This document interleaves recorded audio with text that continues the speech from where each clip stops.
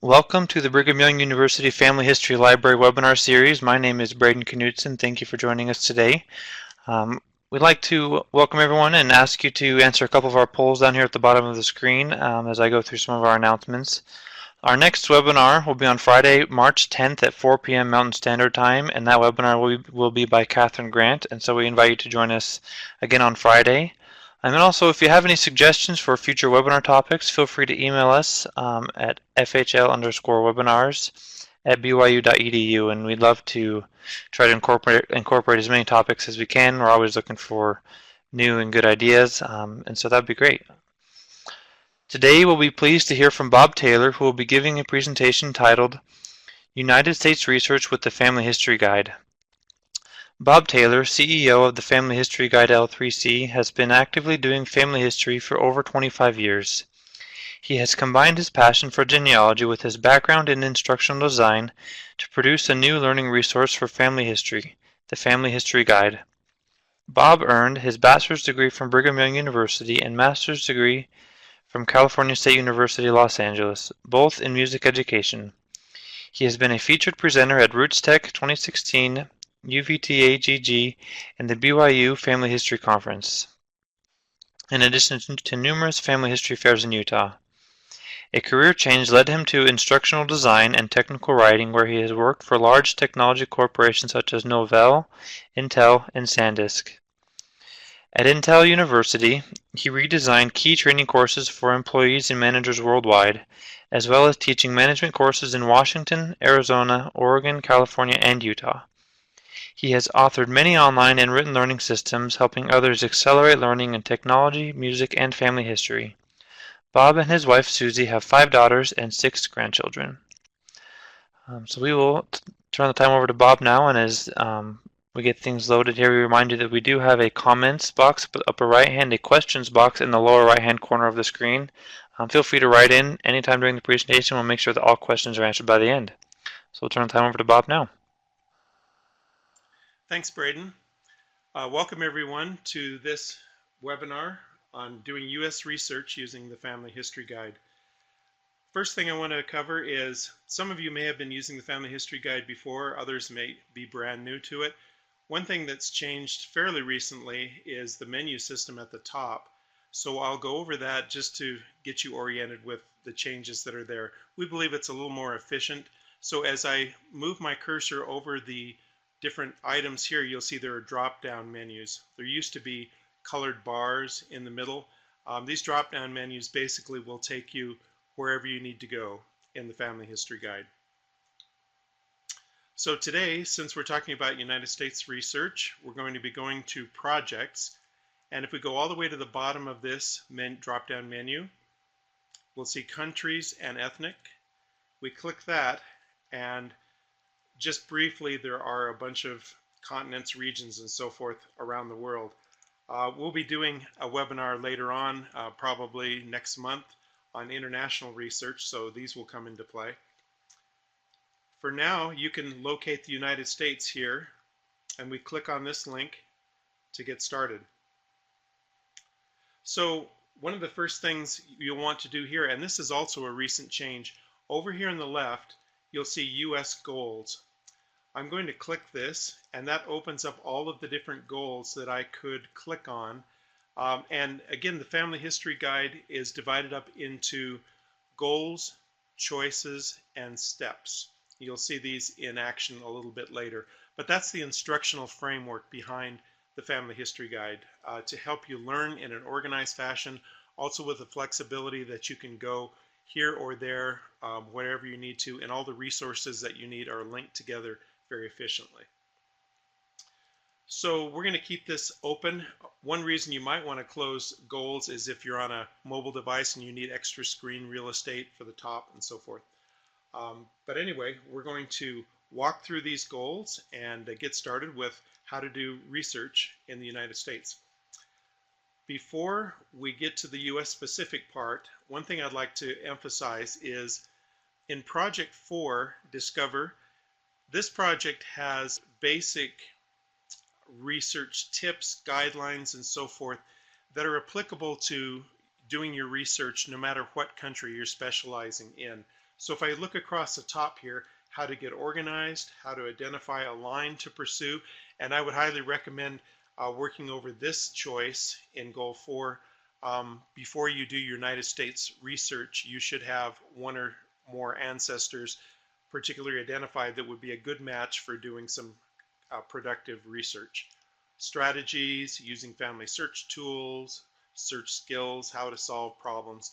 So basically, you don't have to complete all of Project 4, but I would recommend going back and forth between Project 4 and the United States Countries and Ethnic Project, so that you're able to enhance your skills as you go. And if you run into a roadblock or some problem, you could go over back to Project 4, solve problems and so forth, and get that taken care of.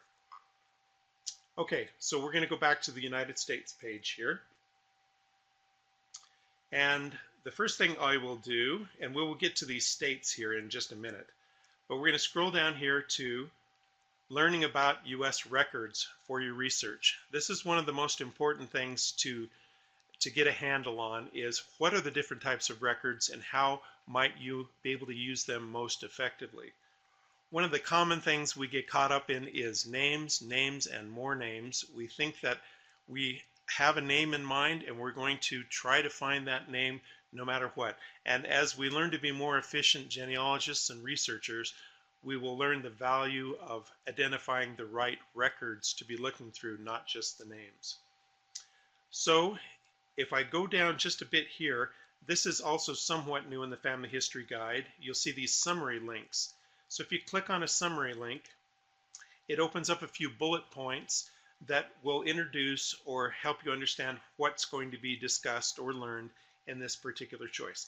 This is understanding United States records and their uses. So we're going to learn about basic record types that we might be using in our research, how to evaluate information in basic records, and how to discover a wider range of U.S. records and how to use them as well. Okay, so I'm going to go down to number 2. Just as a reminder, when you see this document icon, this opens up into an article, and the video icon opens up into a video that will play, whether it be from YouTube or Family Search, Ancestry, or whatever. So for purposes of this webinar, we won't be showing any videos, just in the interest of time, but we will be showing some examples of articles, and I would recommend you take the time to read these in more depth than we're going to be doing tonight. This will just be a quick look at the resources here. So we're going to go to number 2, see brief descriptions of 20 essential record types. This is from Find My Past. I find this to be a really good introduction to what types of records are available out there for you to do research with. So let's open that up. And some of these may be very familiar to you and others might not be as familiar. One thing I would mention is that the Family History Guide covers just about all of these 20 family history resources, mostly in the United States page and then spread out through the rest of the Family History Guide as well. Census records, birth, marriage, and death, also called BMD or vital records. Family history stories. Family Search, of course, has a whole area dedicated to stories, documents, and so forth. Newspapers, military records, church records, passenger lists, city directories, court and prison records. I don't recognize that person. Not from my line, I don't think. Number 10, immigration and naturalization records. Immigration, of course, coming into a country. Naturalization has to do with the process of citizenship and becoming a member of that country. Photographs and scrapbooks. And this is an area that we're just starting to explore a little more in depth in the Family History Guide. Look for some additions coming in the near future there. Oral histories, workhouse and union records. Workhouse is a little more oriented to the British Isles, and you'll note that Find My Past is more of a British Isles oriented type site. Tax records, cemetery records, compiled genealogies, wills and probate records, land records, local history, and funeral home records. So this is a good place to go if you're not exactly sure what is meant by a probate record or what does a tax record entail. This is a good place to get some pretty brief descriptions on those items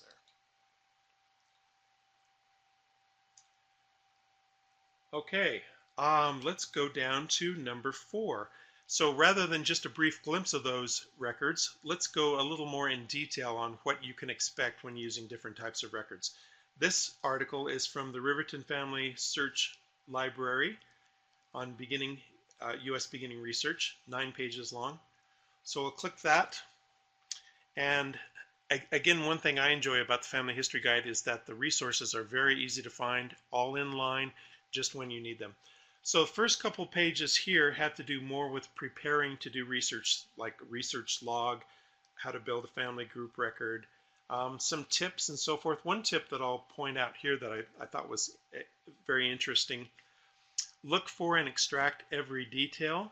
You'll notice in the index version of this record, you've got, oh, a military service record. That's nice. However, if you examine the record itself as well, you're going to find a clue such as, he died and a death date that may not be included on the index file. So a good tip is to look at the records themselves, the images, as well as the indexes for those records. Tactics, some good practical tips on using maps and history and so forth. And then we scroll down a little bit farther and we see more explanation on vital records and where to find them. Very important. As we go through these different types of records in the Family History Guide, there will be plenty of links that will help you actually locate these records. Some of them you need to pay for, some of them are free. We always like to provide the free access wherever we can so that it doesn't become too costly in doing your research. Cemetery records, where to find them. Newspaper articles. We have quite a bit, and we're adding some more on newspaper articles and strategies in the Family History Guide. Obituary records, censuses, city directories, church records, where to find them, LDS church records, land and property, tax records, probate records. So you'll see that these kind of mirror that Find My Past article that we went through just a bit ago, but in a little more detail, a little more depth. All right.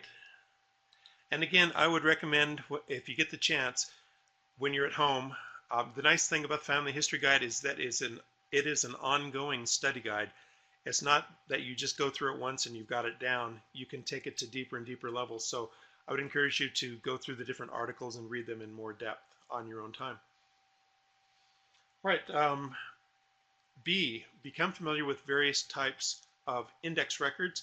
And right off the bat, we're talking about the U.S. Public Records Index.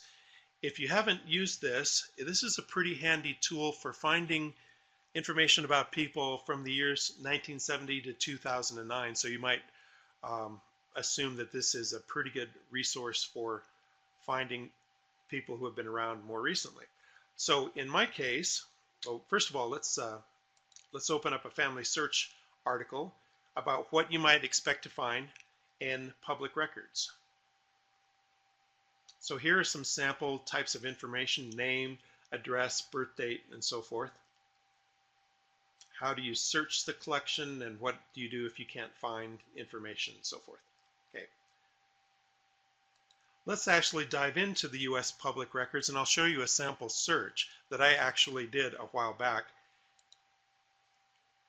Here we are, and we're going to look for a deceased ancestor's name. In this case, I was looking for my uncle, and a bit of background about this. My uncle had moved to Maine. We thought we had lost track of him, and I tried a number of ways to get in contact, Googling, asking some relatives, and so forth. If I had known about the U.S. public records, I could have, I think, shortened the search here. So I will type in my uncle's name, first and last name. I'm going to search with a life event of residence, and I'm going to put in Maine there. And I'm not even going to put in any years, although I could do that to refine the search. I click here, and I see that, yeah, that sounds like my uncle right there. So if I go over to View on the right side, I can view the types of information we have there. That would have given me more information than I was hoping for. The P.O. box, the address, and so forth.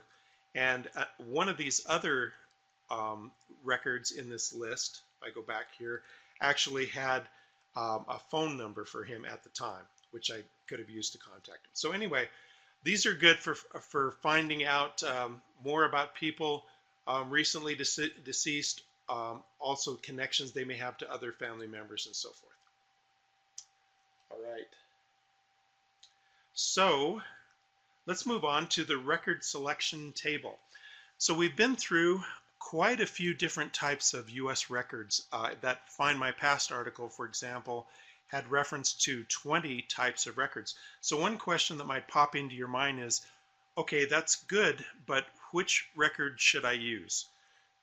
Should I dive into naturalization records or death records or what? And there is a bit of logic that you can use to find out which are the better records to try first when you're looking for a person and their information. So let's open up Summary. So the record selection table helps you determine which records to search first and then afterwards for each type of information. All right, let's go out to the record selection table in Family Search. And we look in column 1 if you need, and this is basically if you're missing this type of information and you need it, then you first look in one of these sources. And then if you can't find it there, look in the additional source here. So just by reference, ages are recorded in census records, but you may not have known that they are also recorded in military records and tax records as well. So I would recommend looking through these, and when you find the ancestors that you're going to be doing your research on in the United States, you can actually map out a strategy for what types of records you want to look at first and second and so forth. And if a certain record is not available or doesn't have the type of information that you need, you can go to a plan B and work other details there. Some of these are not exactly records. For instance, ethnicity, minorities, and so forth. These are actually links to Family Search wiki pages, which in turn may point you to records. Okay, so that's a bit about the United States record selection table. And I think that's a very handy tool to have at your disposal.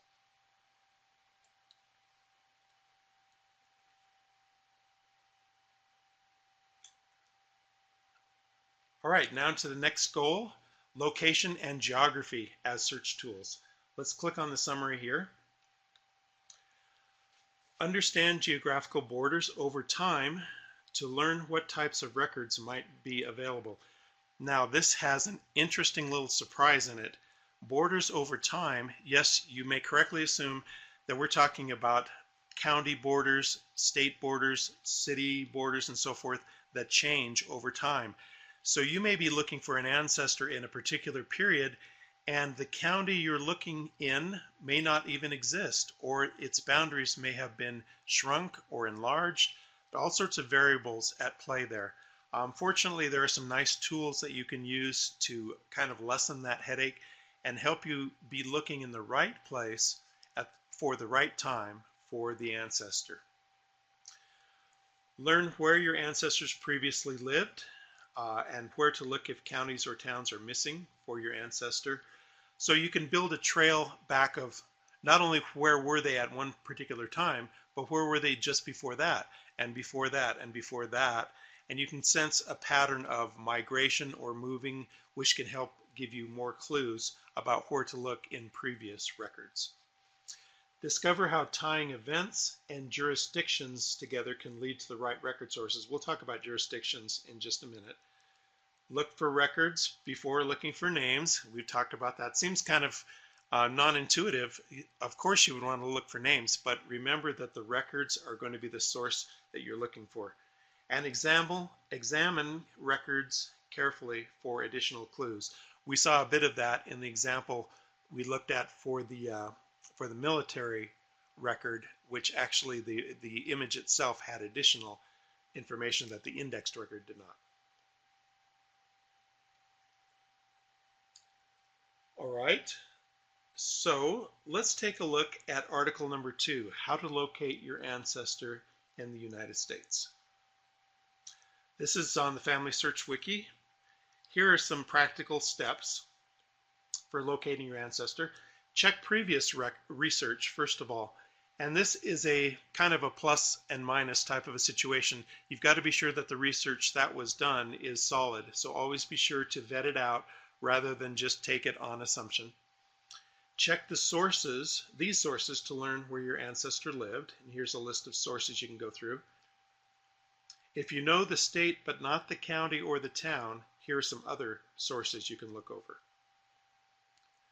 And if you're interested in knowing, kind of backtracking where your ancestor lived previously, like we mentioned just a bit ago, here are some other links that you can use there as well. So these kind of give you a good sense of location over time.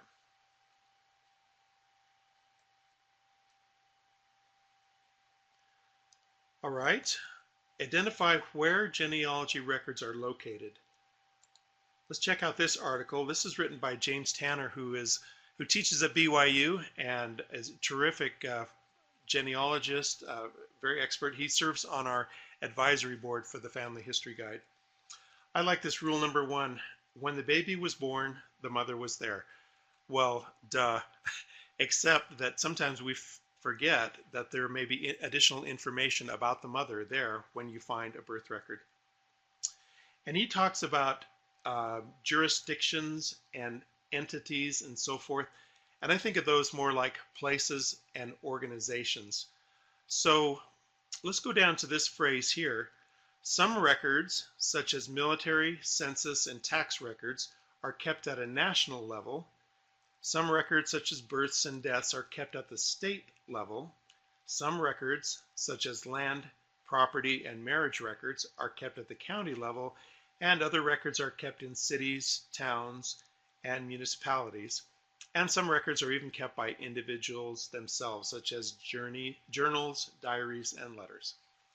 So that gives you an interesting perspective. You're not going to find all of your records at the same location or jurisdiction. You've got to go national, state, county, town, individual, and find out who is in control, who is the entity or the organization that controls those records, so that you'll know where to go looking for them and where to get copies of them as well. And one other thing that James points out in this article is that people will sometimes refer to, oh, my ancestor's from Kentucky. That could be across the state lines. It could be a whole region. You never know. Or the Ohio, it means more than just Ohio. It could be a valley, a river, a state, and of course, other countries get even more involved in that. So some good tips there.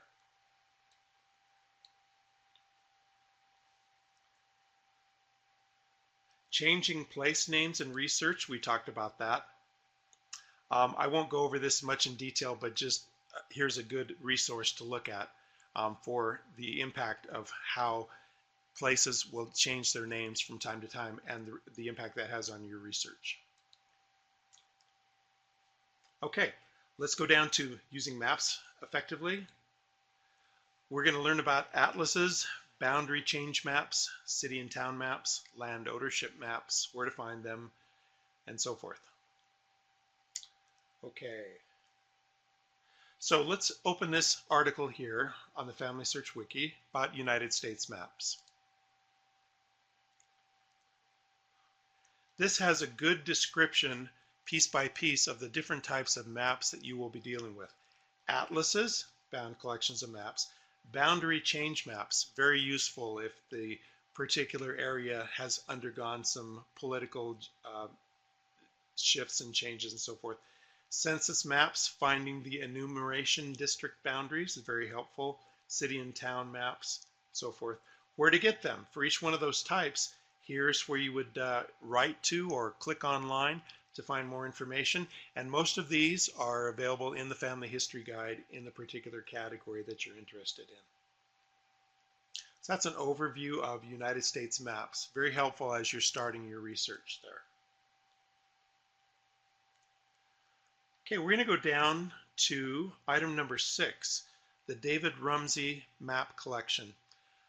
What's kind of fun, especially if you're kind of a geography geek like I am, is being able to actually see some of these maps in time, back historically, and the benefits that they can give you are pretty cool. So here you can see this starts off with the A's and B's. There are thousands and thousands of maps here, and you can search for them by name, category, and so forth. But what I'm going to do as a point of illustration, I'll just go down here to Aberdeen, Ohio, and I'm going to click that map, and I see here a little, very little map, so I'm going to click on it to enlarge it a little bit, and I'm going to go to the larger view, open, media, and full view with these arrows here. Now this becomes promising because we have a slider bar here that we can zoom in, and I'm going to zoom one more time.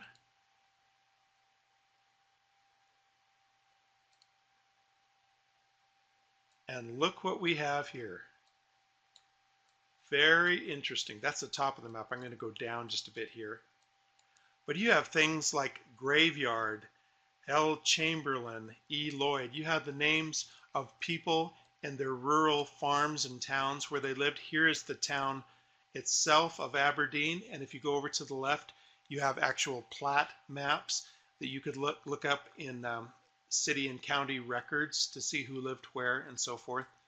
This is one of the better maps in the collection of David Rumsey.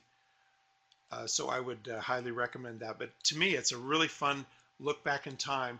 And this map goes from below Pittsburgh to above Cincinnati in the years about 1880. And if you scroll all the way to the bottom, there's a link that you can actually download that particular map and get a copy of it for yourself. So happy map hunting with the David Rumsey map collection site. And there's other sites, Old Maps Online, Genealogy Hound, and so forth. We were talking earlier about what happens if a county boundary changes. One tool you have is this cool site. It's the Randy Majors site, named after Randy Majors, obviously. So we'll go here and just take a look at what we have. Suppose I'm interested in Indiana. I'm going to type in Indiana and the year 1880, and I click go. What I have here is a geographical representation of all the counties. So here is Tipton County. That's where I landed. If I double click here, though, I see Clinton County. You can see the name of the county right up here. Here are all the towns. You can zoom in and so forth. So that gives you a wonderful way to pan back and forth, find your town, and per that particular year, you can see where the boundaries for the county was. You can change the years or dates, places as often as you like. Very handy. I like that. Okay, so that gives you a good overview. We won't go into Gazetteers much. Gazetteers are basically lists and descriptions of different geographical places. So you've got parks and city streets and things like that. County and town directories. Let's take a look at what might be available. We actually published an article in the Family History Guide newsletter a while back on using city directories effectively. But there's lots of good information here. Just briefly, we click on this Ancestry.com article, 6 things to find in city directories, your ancestor and other family members, which can be a key part to extending a family line, is finding out the siblings of who you're dealing with. Streets and maps, churches and clerics, cemeteries, ads. Yes, people might be mentioned in ads. Historical information. So those are 6 good items that you might find in city directories if you're able to narrow down where your ancestor might have lived or passed through. Okay, histories and timelines. We're going to take a look at studying the time and place. This is from the Brick Wall genealogist, Susan Farrell Bankhead. She writes some really nice blog articles. Studying the time and place. So she recommends Randy Major's map tool as well. There's lots of ideas that you can go through here. One of the things that's interesting is actually building a timeline. So notice here on this is a Microsoft Word document. It's pretty straightforward, but you've got dates, events of all of these different types of events that happened, and the town and county and so forth. So you can fill out a timeline for that and add in the information you have, and you can get a sense for how events proceeded, how they rolled forth, and what your ancestor might have been going through, where they moved, how they started their family, and so forth. If you can't fill in a detail, as she says, don't worry about it. That will be extra incentive for you to generate research questions that in turn will help you find those answers. So half of it is about having information. The other half is about not having information, which drives good research questions, hopefully.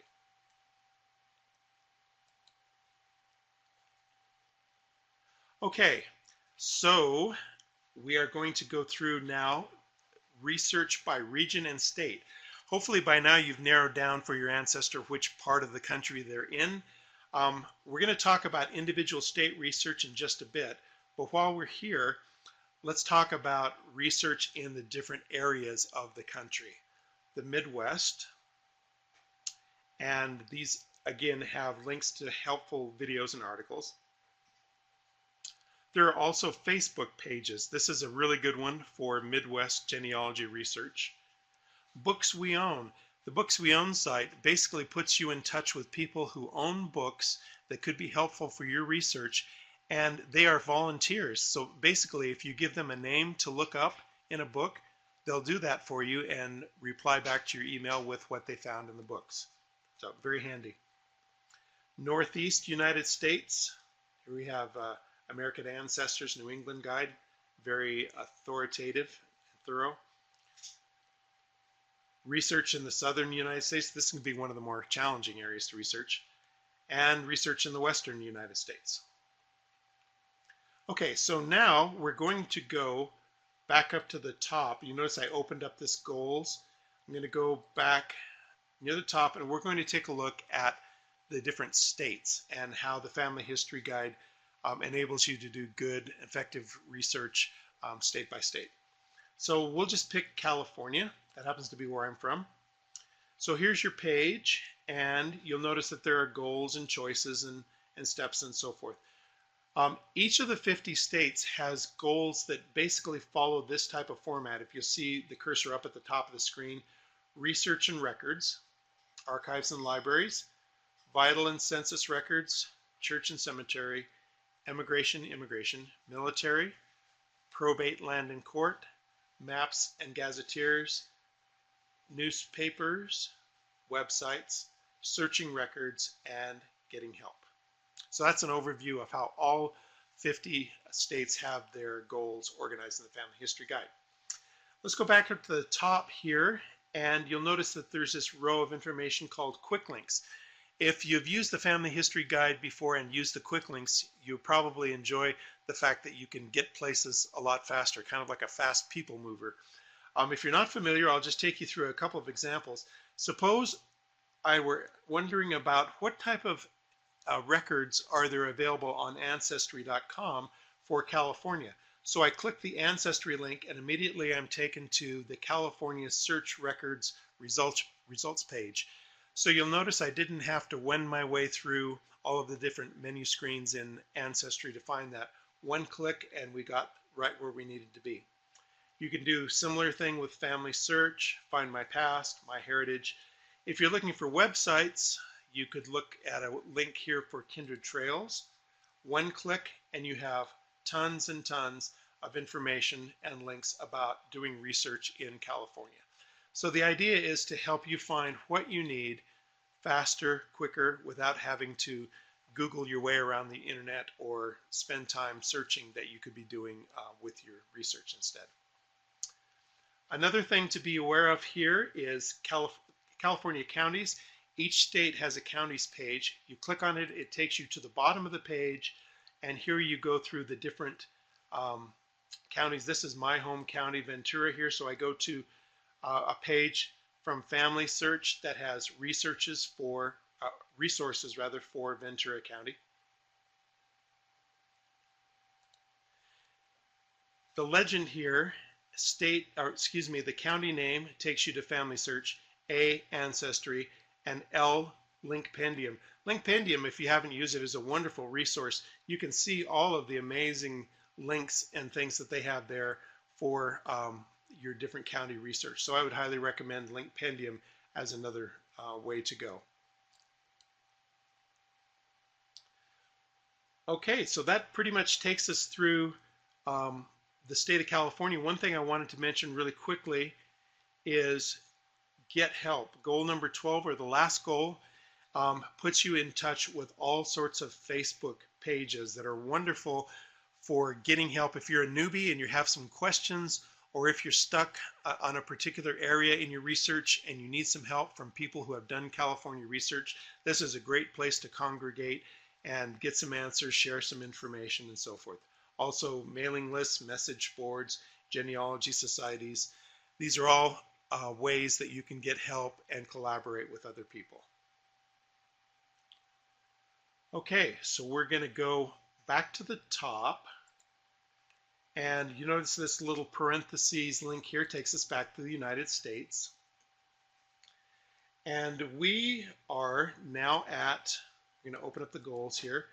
We are at vital records. So the rest of these records and these categories, if we went into in depth on each one of them, this would be at least a 3 or 4 hour webinar. And I know that you don't want to be here for 3 or 4 hours. So we're going to touch lightly on each of these so you'll get a sense for what's included in these different parts: vital records, census, immigration, military, and other. And they will likely be the subjects of further webinars that we'll do with the Family History Guide a little bit later on to dive into more detail there. So with that said, let's click on vital records. This is part B. So we've got an introduction. Basically, what are vital records? What type of information would you expect to find there? How do you find ancestors? What kind of clues are you looking for? And then we go step by step: birth records, adoption records and alternatives to birth records, marriage records. And again, you could spend a lot of time going through very helpful articles and videos to point you in the right direction with the information you need to find. And death records and obituaries. Here's a tip. Sometimes it's actually better to start your research with death records and obituaries than it is with birth records. Why might that be the case? One reason is that death records are a little bit newer. They occurred later chronologically, and so there's more of a later perspective on that. And then you can trace your way back through marriage and birth records as well. Social Security death index, death record alternatives, obituaries, funeral home, and so forth. Okay, cemetery records and tombstones. Census. Let's go to the census. Get to know U.S. Census records. Find out more about how they were put together, the history. For me, it really does help if I understand a bit more about the history of the census. How were the records put together? What did the census takers do? where did they go, how did they collect their information, and so forth. And that can help you as you approach the census. One interesting website here that we won't go into in depth right now, the Stephen Morse website, basically is kind of a one-step tool for using different records. For example, U.S. Census records, you can organize, you can look by category, and you can actually pull up microfilm images right there on the site for U.S. Census records, determined by the enumeration district you're interested in and so forth. So I would recommend some deep dive exploring on the stephenmorse.org website. How to find your ancestors in various census records. It's one thing to pull up a census record, and it's another thing to actually find the ancestors that you're looking for. So there are lots of clues and practical tips by the people who have spent a lot of time pouring through census records and their successful practices. State census records. The second part of this is census records by decades, 40, 30, 1920, and so forth, all the way back to the 1790, the very first U.S. Census. U.S. immigration, and we've got two parts in this area, immigration records and then naturalization and passenger records here. So I'm just going to scroll through this briefly. The steps and the choices are roughly organized by how you would want to approach them in doing your research, going from starting off with an overview and description, and then as each choice proceeds, getting more into the details of research. So hopefully that will help you in your research process. Naturalization records and passenger lists, and again, these would be approached after you have a good understanding of the immigration records and the immigration process. Other resources. Lots of interesting tools here. RootsMapper website is kind of a fun thing to do. It's more visual eye candy and fun. So when you're looking for something fun to do, to see visually where your ancestors emigrated from, that's a good thing to do there. We're going to take this opportunity to go through the BYU Immigrant Ancestors Project for additional U.S. immigration records. We're going to go to the Search by Archive page, and this gives us a lot of archives here that we could search for immigration. So let's say the state of Napoli in Italy, and we can search for a particular name, and we can find out any information about names in that particular archive.